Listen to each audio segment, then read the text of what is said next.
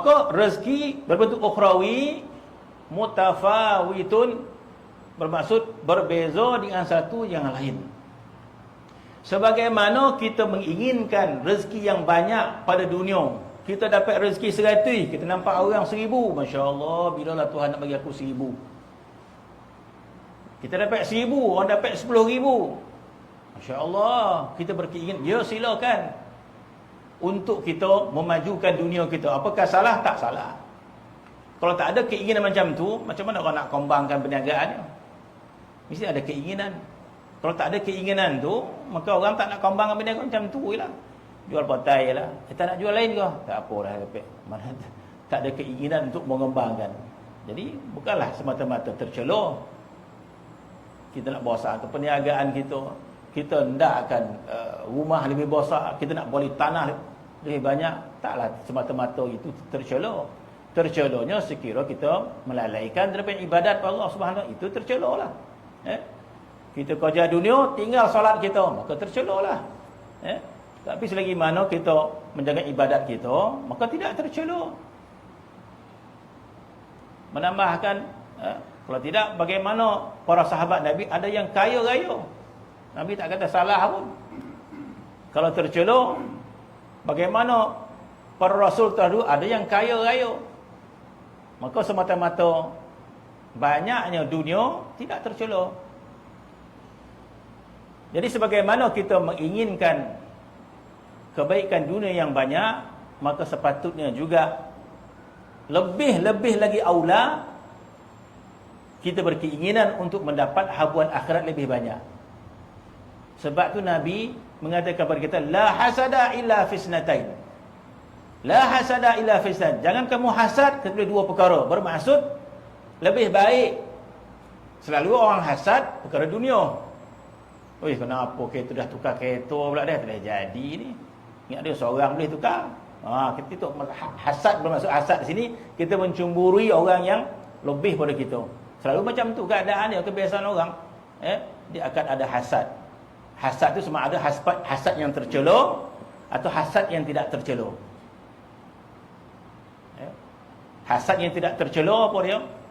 Nama ya hasad. Tapi hasad ni hasad ni pada asalnya tercela. Makna hasad itu pada istilah yang asal tercela. Kenapa? Apa maksud hasad? Hasad ini kita sakit hati pada kelebihan yang ada pada orang, dan kita bercita-cita nikmat itu hilang, dan kita bercita nikmat itu datang ke kita. Orang tu biar dia lingkup. Itu hasad yang asal dia. Hasad yang asal, kita melihat kelebihan pada orang, sakit hati kita. Bukan sekadar cemburu, sampai sakit hati kita melihat kelebihan orang, dan kita berangan-angan agar nikmat dia binasa. Lingkup berniaga, alhamdulillah kata itu. Maknanya tu ada hasad tu.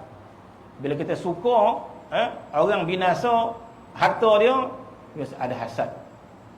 Dan kita tak senang duduk bila orang tu lebih harta, lebih pangkat. Itu hasad yang asal. Tapi secara bahasa dia, hasad itu perasaan cemburu pada seseorang. Maka cemburu pada seorang itu, kata ulama ada dua, sama ada tercela atau tidak tercela. Hasad yang tidak tercela bermaksud cemburu, kita cemburu dengan kejayaan orang. Tidak tercela macam mana? Kita nak jadi macam orang tu, tanpa kita menginginkan orang tu binasa. Taklah sampai kita nak orang tu lingkup. Tak. Kalau kita nak orang tu lingkup, rosak berniaga dia, lepas itu balik riang menyanyi, itu tanda kita ada penyakit. Oi, hati dah. Kenapa? Dah lingkup berniaga kita kata. Sakit tu hati saya tengok banyak betul orang pergi kedai tapi dah lingkup berniaga, terbakar kedai. Alhamdulillah kata dia. Dalam hati dia ada penyakit. Sebab apa? Dia nak orang binasa, nikmat dia, kalau boleh semua nikmat orang tu kat dia. Itu hasad. Itu hasad yang merosakkan amal kita. Kalau ada macam tu, itu adalah jenis hasad yang habis solat kita. Kita solat kita habis. Itu termasuk dalam hadis Nabi. Nabi mengatakan innal hasada ta'kul hasanat. Innal hasada ta'kul hasanat. Nabi kata orang yang ada hasad akan memakan hasanat dia. Orang yang ada hasad akan makan amal ibadat dia. Kama ta'kulun narul hatab. Sebagaimana api membakar kayu api. Macam mana orang mana? Kayu api yang koring elok-elok tu, kita masuk dalam kayu api. Habis. Begitulah hasad. Dalam hasad ada dalam hati kita hasad. Kita tak buat apa-apa pun hasad ni. Dalam tu saja. Maka kita solat binasa, kita puasa binasa, kita buat baik semua binasa. Akhirat nanti habis amal kita. Jadi kita pun, ya Allah, mana salat aku ya Allah, mana sedekah aku ya Allah, mana haji aku ya Allah. Kamu tak baca hadis ke? Kamu tak dengar nasihat Rasulullah ke? Apa dia Rasulullah? Nabi kata hasad akan memakankan hasanat. Innal hasada ta'kul hasanat. Itu belum lagi kita bertindak di atas hasad.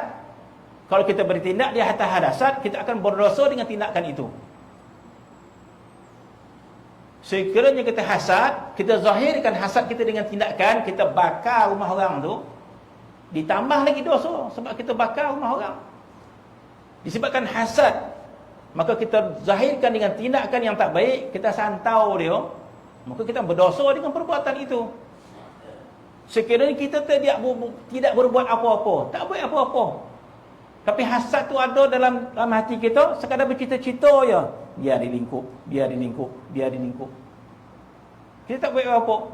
Tiba-tiba lingkup orang tu, riang hati kita. Alhamdulillah, puas hati. Dan bermaksud penyakit sekadar itu boleh memakan amal kita. Bermaksud apa hukum hasad?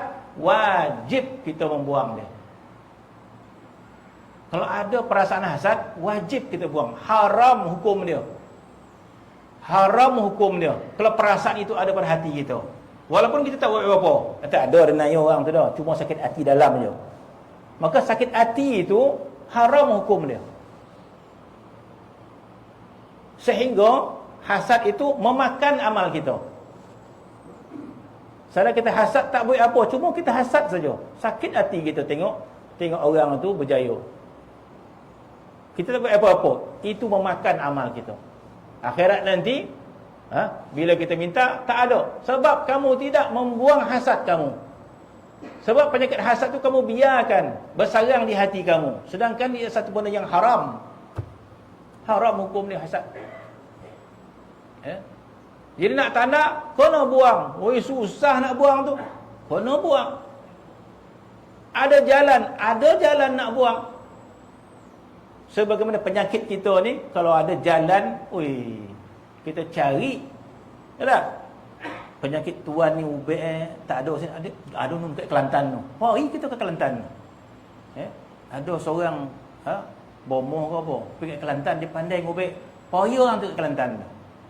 Cuma terpa nak menyakitkan, nak mengubat penyakit badan kan. Jari dia sakit. Yang pandai ngubek ni ada nu dekat Kelantan. Hari kita. Jadi apakah penyakit hati kita biarkan macam mana boleh? Jadi kalau orang tak mengubati penyakit hati dia, dialah yang salah. Dialah yang tidak memandang baik tentang penyakit tersebut.